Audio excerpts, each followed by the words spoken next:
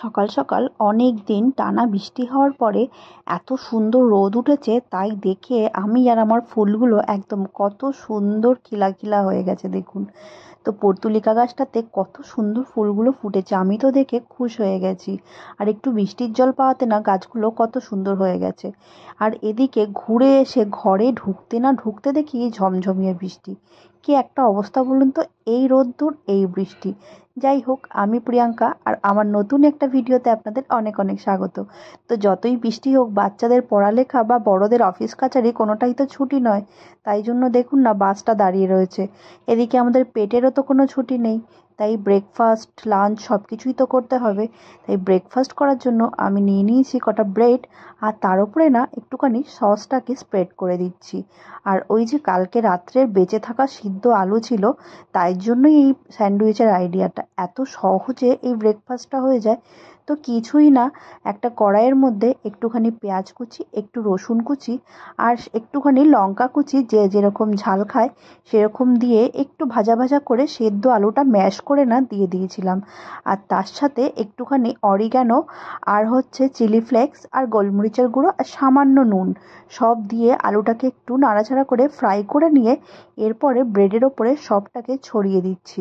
একটা চামচের সাহায্যে একটু চৌকো চৌকো করে দিচ্ছি, আপনারা চাইলে হাত দিয়েও করতে পারেন, এরকম কোনো নিয়ম নেই যে চামচ দিয়েই করতে হবে। তো যাই হোক, এইভাবে পুরটাকে দিয়ে না এরপরে আমি একটুখানি ছড়িয়ে দেওয়ার পরে ওপর থেকে একটুখানি চিজ দিয়ে দেবো। আপনাদের কাছে যদি মজরেলা চিজ থাকে তো আপনারা সেটাকেও গ্রেট করে দিতে পারেন। আমার কাছে একটুখানি স্লাইস চিজ ছিল, তো আমি সেটাকেই একটু ছড়িয়ে দেব। তো 3টে ব্রেডের ওপর ছড়িয়ে দিলাম, কারণ বাকি 3টে আবার ওপর দিয়ে তো চাপা দেবো। তো আমি চিজগুলোকে একটু ছিঁড়ে ছিঁড়ে নিয়েছি, কারণ একটা গোটা চিজের স্লাইস দিলে না সাইড থেকে বেরিয়ে যায়, অনেকটাই বড় হয়ে যায়। তার জন্য আমি একটুখানি ছিঁড়ে ছিঁড়ে চিজগুলোকে দিয়ে দিলাম। তো এরপরে আর কিছুই না, পাউরুটিগুলোকে একটার ওপর একটা চাপা দিয়ে তাওয়ার মধ্যে একটুখানি বাটার দিয়ে পাউরুটিগুলো এপিট ওপিট করে সেঁকে নিলেই কিন্তু আমার একদম ভেজিটেবিল বলা ভুল হবে, ভেজ স্যান্ডউইচ আলুর পুর ভরা একদম ডান। তো এইভাবে সমস্ত ব্রেডগুলোকে ভালোভাবে আমি একটুখানি বাটার দিয়ে এপিট ওপিট করে সেঁকে নিলাম। আর এরপরে একটুখানি ক্যাট মেরে ছবি তোলার জন্য এইভাবে প্লেটিং করে নিলাম। তো যাই হোক, সোজা মুখে চালান দিয়ে গপাগপ করে খেয়ে নিলেই হয়ে যায়। ওই যে আজকাল ফ্যাশন, ফেসবুক বাবুকে তো আবার এইভাবে দেওয়া যাবে না। তো এদিকে যাই হোক, খাওয়ার পরে ঝমঝমিয়ে শুরু হয়েছে বৃষ্টি। বৃষ্টিটা তো সকাল থেকেই চলছে, থামার কোনোই নাম নেই। যত বেলা হচ্ছে ততই যেন বৃষ্টি বেড়ে যাচ্ছে। আর এই বৃষ্টি এত বাড়বাড়ন্তি হয়েছে তা দেখে সবার তো একটাই কথা মনে আসছে যে কি খাওয়া যায়। মানে বৃষ্টি পড়লে আমাদের বাঙালিদের পেটের মধ্যে মনে হয় আলাদা একটা চুহা দৌড়ায়, আর ভালো মন্দ খেতে ইচ্ছে করে। আমার তো আবার ভিজতে ভালো লাগে, তাই সোজা চলে গেছি ছাদে। আর ছাদে এত সুন্দর বৃষ্টি আর এত ঝোড়ো হাওয়া দিচ্ছে যে কি বলবো, ভিজতে তো আমার ভীষণ ভালো লাগছে। তো আজকে তো কর্তামশাই বাড়িতে নেই, তাই আমি একা একাই একটুখানি ভিজে নিলাম। ওদিকে ক্যামেরা ধরবে কে, তাই ক্যামেরাটাকে আবার তো ভেজানোও যাবে না। তার জন্য ভেতরে দাঁড় করিয়ে দিয়ে আমি একা একাই ভিজছিলাম আমার মতো। আমার যে ভিজতে কি ভালো লাগে, তোমাদের কাদের ভিজতে ভালো লাগে বলো তো?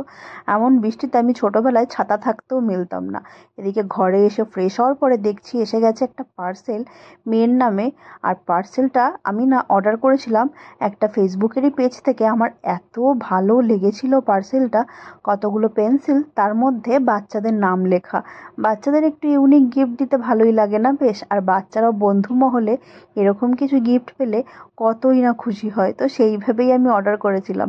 সব কিছুই তো আজকাল দেখনদারি। তো বইয়ের ওপরে স্টিকারও পাওয়া যায় এরকম বেশ, বাচ্চাদের ছবি দেওয়া আর নাম লেখা, কাস্টমাইজ করা আর কি সমস্ত ব্যাপারগুলো। আর পেন্সিলগুলো এত সুন্দর কালারফুল, আর পেন্সিলের ব্র্যান্ডটাও কিন্তু খুব ভালো, ডমসের। তো দারুণ পেন্সিলগুলো আমার লেগেছিল। হ্যাঁ, একটু কস্টলি তো অবশ্যই ছিল।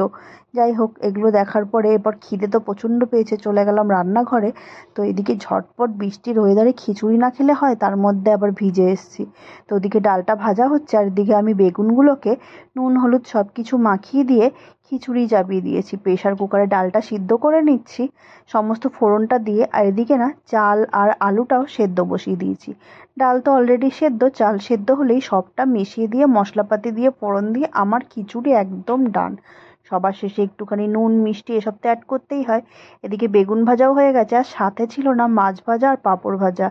এক তো দেরি হয়ে গেছে বৃষ্টিতে ভিজতে গিয়ে, তাই সবটা আর ভিডিও করা সম্ভব হয়নি। তো খেয়ে দিয়ে দেবো লম্বা ঘুম। ঘুম থেকে উঠে এই দেখুন মেয়েকে দিয়েছি লক্ষ্মীর ভাঁড়ে পয়সা ফেলতে। ওকেও তো শেখাতে হবে না পয়সা সেভিংস। তো সেই জন্য আমার মেয়ে সেই ছোটবেলা থেকে পয়সা সেভিংস করতে ভীষণ ভালোবাসে। তো ওকে একটুখানি ওরই জমানো টাকা এগুলো, মানে ওই ছোটবেলায় ওর বাবা দিত সেগুলোই জমানো আর কি। তো পয়সাগুলোকে নোটগুলোকে আমি একটু ভাঁজ ভাঁজ করে দিচ্ছি। তো এর মধ্যে না এবার ভরে নিচ্ছে। আসলে ওর একটা ছোট্ট ঘর ছিল, সেটা একদম ভর্তি হয়ে গেছে, তার জন্য এই ভাঁড়টা এনে দিয়েছি। আর এই ভাঁড়ে ভেবেছি বেশি খুচরো পয়সা রাখবো না, তো মেয়েকে দিয়েই ভরাচ্ছি। তো এই যে সমস্ত পয়সা ভরা হয়ে গেছে, ও আবার নাড়িয়ে চাড়িয়ে দেখছে যে কতটা ভারী হলো। এর মধ্যে যেহেতু কয়েন ভরিনি সেহেতু হালকাই হয়েছে, তাই বলছে পয়সা নাকি কম হয়ে গেছে। বাচ্চারা তো অত পয়সার হিসাব বোঝে না, ওরা তো ভারী হালকাটাই বোঝে। যাই হোক, এইভাবে করে সমস্ত নোটগুলোকে রেখে দিই। আর অন্য যে প্লাস্টিকের ঘটগুলো না, ওগুলো খোলা ভীষণ ইজি। এইগুলো তো খুলতে গেলে সেই ভাঙতে হবে। তার জন্য আমার মনে হয় পয়সা সেভিংসের জন্য এই মাটির ঘটগুলোই ভালো। যাই হোক, পয়সা টয়সা ভরি, এবার রাতের খাবারের দিকেও তো যেতে হবে। পয়সা ভরতে ভরতে চিন্তাই করছিলাম কি রাতে কি খাবো। আর বাইরের দিকে তাকিয়ে দেখি বৃষ্টি তো থেমে গেছে, কিন্তু দূরে কিন্তু সাদা সাদা মেঘ দেখা যাচ্ছে, মানে আবার কিছুক্ষণ পর বৃষ্টি অবশ্যই হবে। আর চাঁদটাকে দেখতে এত সুন্দর লাগছিল, আপনারা যদি ভালো করে ফলো করেন মেঘগুলোও কিন্তু ভেসে ভেসে এদিক ওদিক যাচ্ছে। এখন তো যেদিকে মেঘ জমে ওদিকেই বৃষ্টি, ওই দেখুন বলতে না বলতেই ঝমঝমিয়ে বৃষ্টি, মানে কয়েক সেকেন্ডের মধ্যে বৃষ্টি চলে আসে। তো আবারও বৃষ্টিতে তো আর এই রাত্রেবেলা ভিজবো না, তাই হাতটাকেই ভেজাই। আমার কেন জানি না বৃষ্টি দেখলেই খালি ভিজতে ইচ্ছা করে, এত যে ভালো লাগে বৃষ্টিতে ভিজতে।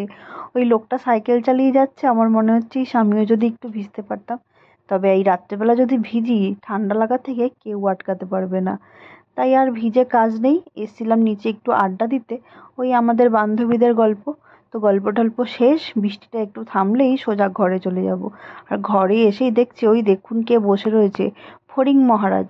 এই ফড়িং মহারাজ আসা মানে হচ্ছে আরও বৃষ্টি হবে, আমরা তো ছোটবেলায় তাই জানতাম। এত বৃষ্টি হচ্ছে সে বেচারা ওই জন্য ঘরেই আশ্রয় নিয়েছে। যাক, তাকে আর ডিস্টার্ব করে লাভ নেই, খোঁচাখুচি করবো না। চলে যাই রান্নাঘরে, সে তার মতো এখানে যতক্ষণ পারে বসুক। আমি এদিকে রান্নাঘরে এসে আটা মেখে নিচ্ছি, রাতে রুটি করব সেই জন্য। তো একটুখানি জল দিয়ে বেশ আটাটাকে সুন্দর করে মেখে নিয়ে, আটা মাখা আমার হয়ে গেছে। এরপরে গোল গোল গরম গরম রুটি করব, একটুখানি বাটার লাগিয়ে দেবো তার মধ্যে, বাটার না সরি ঘি। তার বাবা খেতে খুব ভালোবাসে ঘি দিয়ে গরম গরম রুটি। যাই হোক, আমি এভাবে বেলে ভেজে নিচ্ছি এক এক করে গরম গরম রুটিগুলো। তবে আমরা কেউই আর বাটার দিয়ে খাবো না, আমরা নর্মাল চিকেন দিয়ে খাবো। রাতের বেলা না চিকেন রান্না করেছিলাম, কারণ দুপুরের খিচুড়ি তো দুপুরেই শেষ। খিচুড়িটা ঠান্ডা হয়ে গেলে আবার খেতে খুব একটা ভালোবাসে না। এমন বৃষ্টির দিনে একটুখানি চিকেন কিন্তু না খেলে মনটাও ভরে না। তো যাই হোক, ওর বাবাকে এবার ফুলকো ফুলকো রুটি বানিয়ে ঘি মাখিয়ে সুন্দর রুটি দিয়ে দিয়েছি। তার বাবা তো খেয়ে নিচ্ছে, এদিকে আমি রাতের ডিনারে নিয়ে নিয়েছি চিকেন আর পেঁয়াজের টুকরো, একটা কাঁচা লঙ্কা আর রুটি। কে কাঁচা লঙ্কা কাঁচা চিবিয়ে চিবিয়ে খেতে ভালোবাসেন বলুন তো? তো আমরা তো এইভাবে খেতে ভীষণ ভালোবাসি। যাই হোক, তাহলে রাতের ডিনারটা আমি কমপ্লিট করে নিই। আর ডিনার কমপ্লিট করার পরেও দেখছি এখনও বৃষ্টি থামেনি, বৃষ্টি মনে হয় আজকে সারা রাতই হবে। তো এইভাবে বৃষ্টি দেখতে দেখতেই রাতের বেলা ঘুমানোর প্রস্তুতি নেই। আপনারাও সবাই খুব ভালো থাকবেন, tata bye bye, good night.